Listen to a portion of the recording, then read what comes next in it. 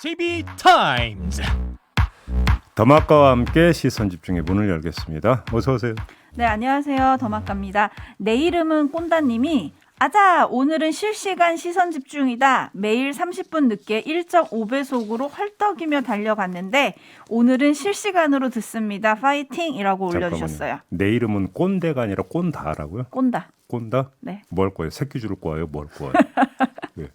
하여간 예. 지금 실시간으로 들으신다는 게 중요하죠. 아 그럼요. 주변에도 좀 이렇게 좀 널리 전파하셔서 이 얘기 오랜만에 하네. 5명 전파. 그죠? 행운의 편지. 네, 주변 5명. 네, 전파 안 하면 어떻게 된다? 왜 대답이 없어? 넘어가겠습니다.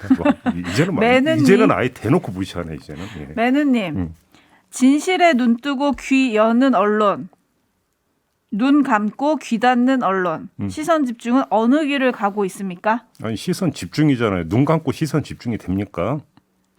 네, 화내지 마시고요. 네. 매누님이 시민과 함께하는 김종배의 시선 집중이라고 보내주셨는데요. 네. 저희는 눈도 뜨고 있고 귀도 열고 있습니다. 네. 함께해 주시고요. 자, A스탄 가시죠. 네, 봄 개편을 맞아서 저희가 새롭게 선보인 코너가 있죠. 여기도 이슈. 놓쳐서는 안 되는 뉴스를 빠짐없이 챙겨드리겠다. 야심차게 준비한 코너인데요. 바로 이 코너에서 어제 광주 학동 재개발구역 참사랑 광주 화정동 아이파크 붕괴 사고를 일으킨 HDC 현대산업개발 정몽규 회장이 자리에서는 물러나지만 100억 원 상당의 배당금과 퇴직금을 받게 된다는 뉴스를 전해드렸습니다. 네. 기막힌 사고에 대해서 정말 반성하고 있나? 이런 생각이 들기도 했는데 이런 생각을 또 들게 하는 뉴스가 어제 나왔습니다. 광주학동 재개발 철거 현장 붕괴 사고로 서울시로부터 8개월 영업정지 처분을 받았는데요. 네. 바로 법적 대응을 예고를 했습니다. 이거 어떻게 봐야 될까요? 법적 대응이라고 하는 게 일단 가처분 신청 내겠다는 거잖아요. 네. 먼저 한마디로 얘기하면 시간 벌겠다는 거 아니겠습니까? 그죠? 지금 어제 내려진 영업정지 8개월은 학동 사건이고 네. 또 기다리고 있는 게 화정 아이파크 붕괴 사고도 있지 않습니까? 그렇죠. 이거 같은 경우는 또 별도잖아요. 네.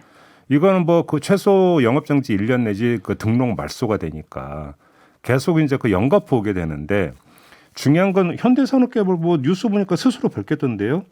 가처분 신청이 만약에 받아들여지면 어떻게 됩니까? 영업은 계속할 수 있잖아요. 네. 이때 물건 하나라도 더 수주를 하게 되면 공사를 하는 건 상관없거든요. 네. 영업정지하고는. 네. 그렇기 때문에 최대한 물량을 쟁여놓기 위한 시간을 벌겠다.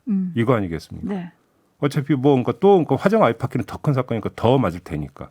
그러면 하나라도 더 따겠다. 그러면 시간 벌겠다. 이런 거잖아요. 네. 이제 대놓고 나가는 거죠.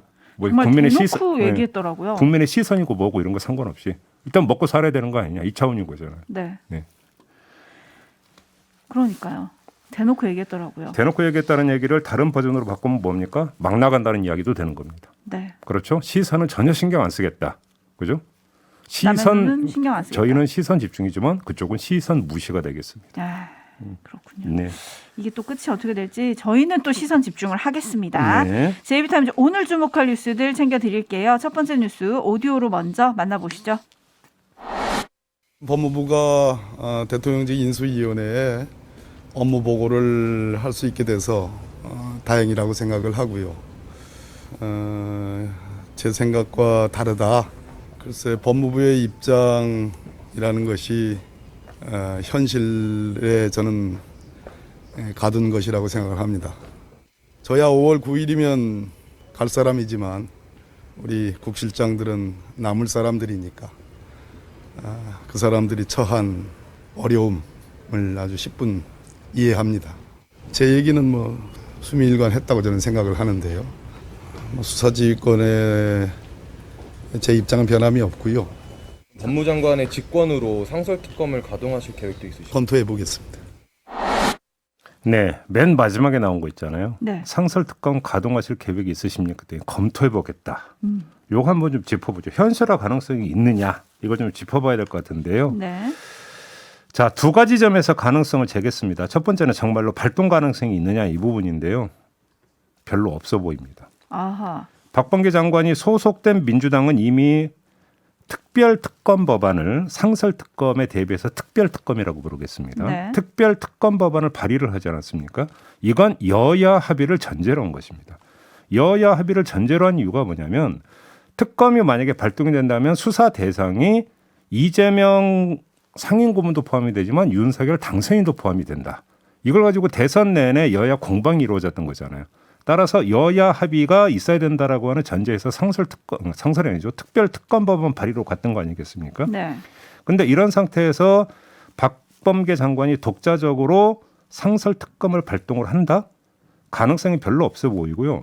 설령 만약에 그렇게 뭔가 발동을 한다면 그걸 박범계 장관의 독자 판단으로 보겠습니까? 아니면 문재인 대통령의 의중이 담긴 것으로 몰아가겠습니까? 후자겠죠. 이 점을 좀 봐야 되는 것 같고요.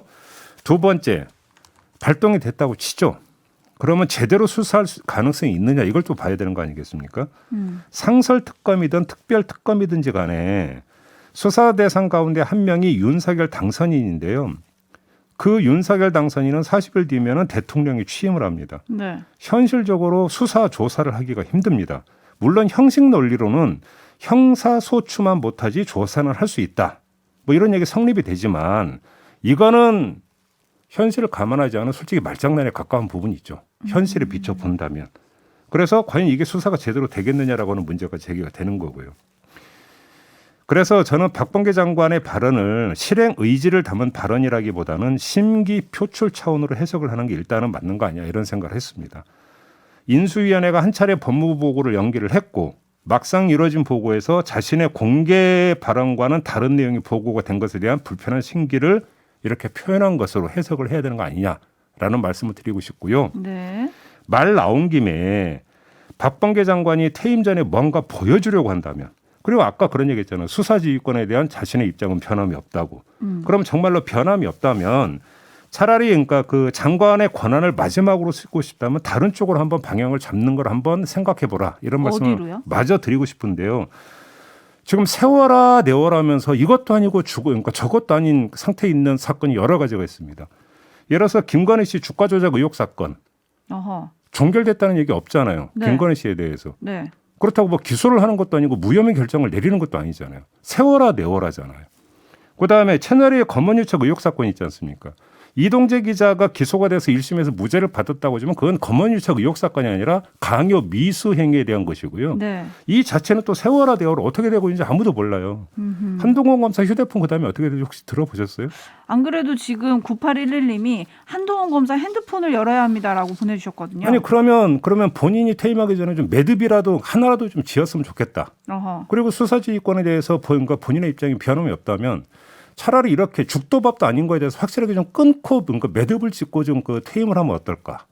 국민의 한 사람으로서 이런 말씀까지는 좀 드리겠습니다. 지지부진한 사건을 명확하게 매듭을 짓고 나가라 이 말씀이신데 네. 근데 이런 사건에 대해서 수사지휘권을 발동을 하면 검찰이 제대로 움직일까요? 저희가 앞서서 추미애 전 법무장관과 당시 윤석열 검찰총장의 아주 강한 충돌을 본 경험이 있잖아요. 아니 예를 들어서 법무부 장관이 수사지휘권을 발동을 하는데 법무부 장관이 퇴임이 됐다고 해서 무효가 되는 건 아니잖아요. 그러면 후임 장관이 와가지고 다시 수사지휘권을 발동해서 그걸 무효화할 수는 있겠죠. 예를 들어서. 네. 근데 윤석열 당선인은 수사지휘권 폐지한다면서요. 발동 안 할 거 아닙니까? 그럼 이전 발동된 건 어떻게 되겠습니까? 그대로 유지가 되는 거 아닙니까? 네. 논리상으로는 그런 거 아닌가요? 논리상으로는 그런데 잘 될지 그걸 여쭤봤던 거고요. 네. 8839님이 또 충돌하면 국민들이 피곤해할 수도 있을 것 같아요 라고 해주셨지만 7761님 같은 경우는 고발 사주, 판사 사찰 문건은요? 공수처는 어떻게 한대요? 뭐 이런 질문들을 또 보내주셨고 예. 하임님은 김건희 씨 관련 사건 세워라 내워라 사건이 정말 많습니다 라고 상기시켜 주셨고 앞서서 박범계 장관 목소리를 저희가 좀 들려드렸는데 네. 빵꾸쟁이님이 이렇게 보내주셨어요. 자기 입으로 5월 9일이면 나간다고 하면서 못할 것 같다. 요 점을 또 꼬집어 주셨고 맹꽁이님은 반면에 대장동 누가 몸통인지 당장 특검합시다. 대선 후에도 뭐 여야 다 하겠다고 했던 거 아니냐. 빨리 하자. 이런 의견들도 지금 들어오고 있고요. 에라이님은 윤석열 당선인이 독립군이라고 했는데 한동훈을 누가 건드려요. 라고도 해주셨네요. 아니 저 국민의 입장에서 세워라 내워라 별로 좋은 모습 아니잖아요. 그러니까 도든 뭐든 가든 부든 뭔가 결정을 내려야 그다음에 국민적 평가가 그다음에 이어질 거 아닙니까? 그래서 그것이 여론이 되어가지고 또 검찰에게도 일정하게 또 메시지가 전달이 될 거 아닙니까? 네. 그러면 뭔가 그러니까 계기가 필요하고 뭔가 매듭 짓는 게 있어야 되는 거죠. 네. 언제까지 이렇게 갈 건데? 그러게요. 박범계 장관님이 이 방송을 들으실지 좀 궁금한데 지켜보도록 네. 하고요.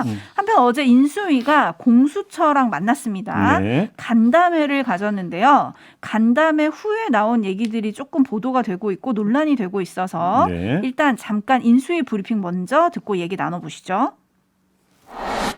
김준욱 처장에 대한 거취에 대해서 입장 표명을 하는 것이 좋지 않겠냐고 하는 국민적 여론이 있다 이렇게 얘기를 했습니다. 국민적 신뢰는 거의 이 바닥이라고 생각합니다. 책임은 공수처장도 좀 있는 것이 아니냐 그런 국민들 사이의 여론이 있다라는 얘기를 말씀드린 겁니다. 인수위 정무사법 행정본과 간사를 맡고 있는 이용호 국민의힘 의원의 목소리 지금 들으신 건데요. 네. 공수처가 독립기관이기 때문에 업무 보고가 아닌 간담회를 가진 건데 여기서 그럼에도 공수처장의 거취에 대해서 언급한 거 이거 좀 어떻게 봐야 될까요? 지금 그 국민적 여론이라고 하는 표현을 2번 썼죠. 이용호 간사가. 네. 그럼 제가 한번 되묻겠는데 그러면 이용호 간사는 어떤 그 지표에 그러니까 근거해서 국민적 여론을 얘기를 한 거죠? 여론조사입니까? 한번 제가 되묻는 이유가 있는데요. 네. 자, 국민 여론을 대변을 하고 대의하는 기관이 국회입니다. 그렇죠. 그렇죠. 자, 공수처장은 대통령이 인사권을 가지고 일방적으로 임명한 자리가 아니라 국회 추천을 거쳐 가지고 대통령이 임명하는 절차로 자리에 앉은 사람이에요. 네. 다시 말해서 국민을 대표하고 대의하는 기관의 추천을 받은 사람입니다.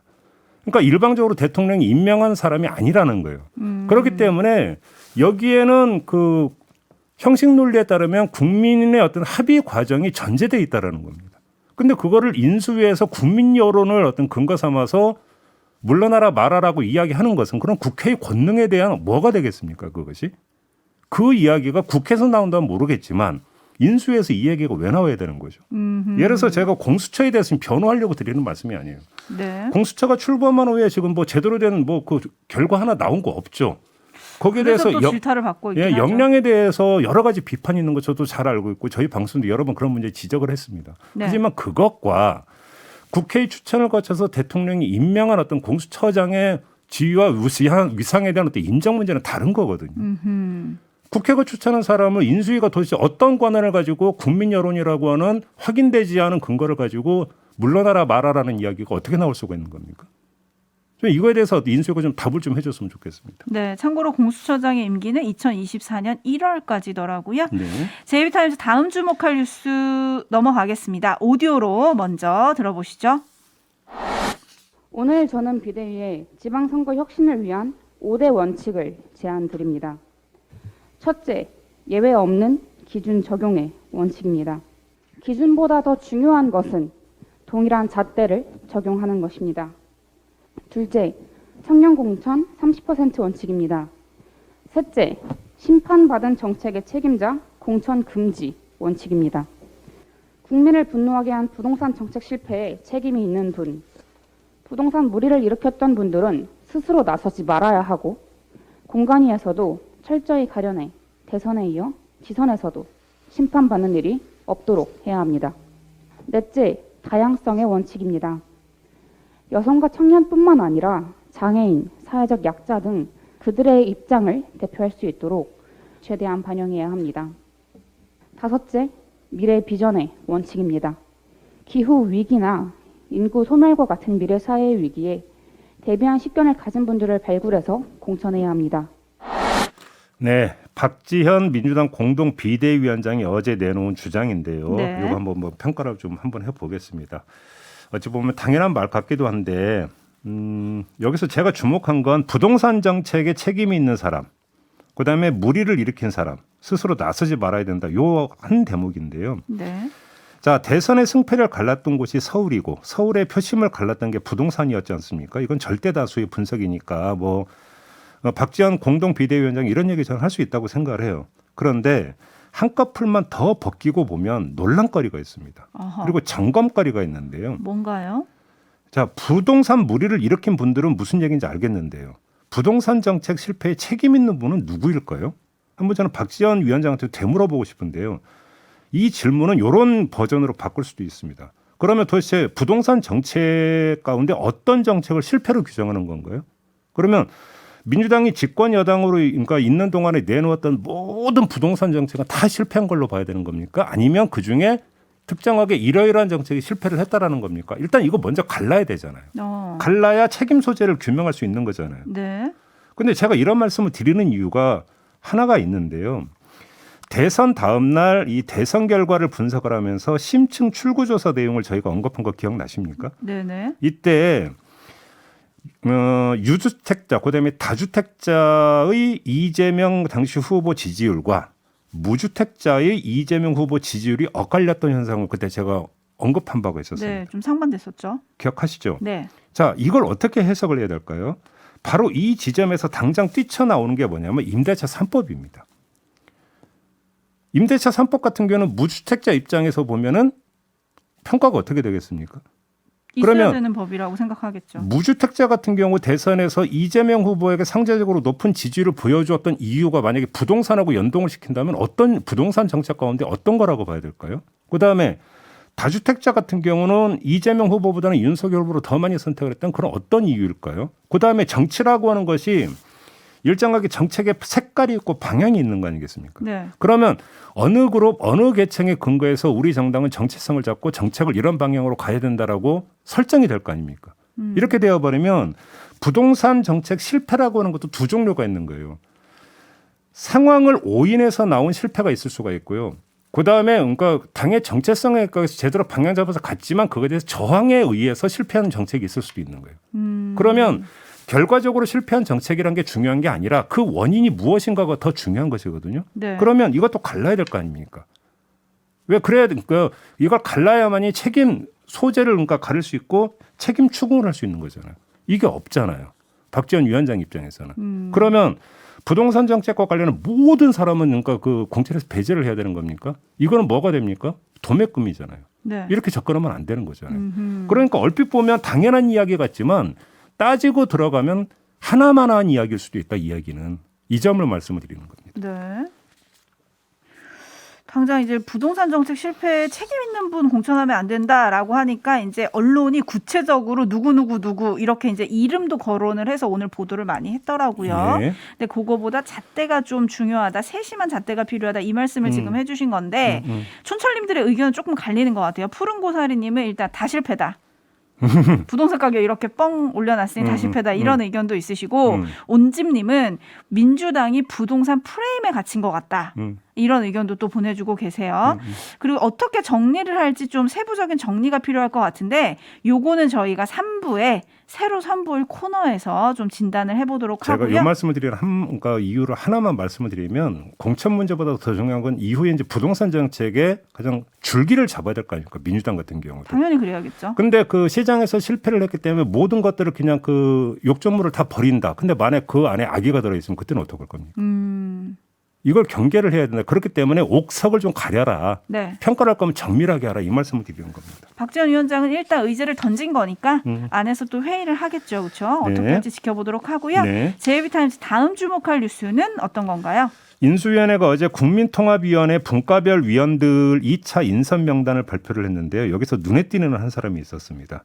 바로 노태우 씨의 아들 노재현 동아시아 문화센터 이사장을 정치분과위원으로 임명을 한 건데요. 국민통합위원회 위원이 된 거죠. 그러니까. 네, 국민통합위원회 정치분과위원이 된 건데요. 네. 어떻게 평가를 해야 될까? 이걸 좀 잠깐 봐야겠는데 국민통합위원회라고 하면 상징성이나 대표성을 띄어야 되지 않겠습니까? 있어야죠. 그러면 노재현 씨가 갖는 상징성과 대표성은 뭐죠? 아무리 생각해도 아버지 노태우 씨만 오버랩되고 그 오버랩의 내용은 신군부의 쿠데타인데 제 머리에서는 네. 그러면 신군부 세력과의 갈등 해소 그래서 통합 이걸 지향하는 건 아니지 않겠습니까? 그렇죠? 네. 이거는 청산 대상이지 통합 대상이 아니잖아요. 그러면 노재현 씨를 임명을 해서 추구할 수 있는 노재현 씨가 가교가 돼서 이끌어낼 수 있는 국민 통합이라고 하는 내용이 뭘까요? 저는 그게 궁금해서 한번 드리는 질문인데. 그래서 찾아봤어요. 왜 이분을 발탁을 했는가. 일단 통합위의 관계자는 이렇게 얘기를 합니다. 네. 노재현 씨가 5.18 관련 치유와 화합을 위해 실천하며 국민 통합을 위한 국민적 공감을 받았기에 도움을 주지 않을까 해서 모시게 됐다. 국민적 공감 얘기했는데 나중에 광주 시민들 반응이 어땠는지 한번 기사 찾아봐도 다 나오거든요. 네. 초기 반응과 나중 반응이 달랐어요. 나중에 상당히 비판이 있었다는 점을 인수위가 알고 있는지 모르겠는데요. 확인해 보시기 부탁드리면서 JB타임즈 마무리하겠습니다. 담화가 수고하셨습니다. 고맙습니다.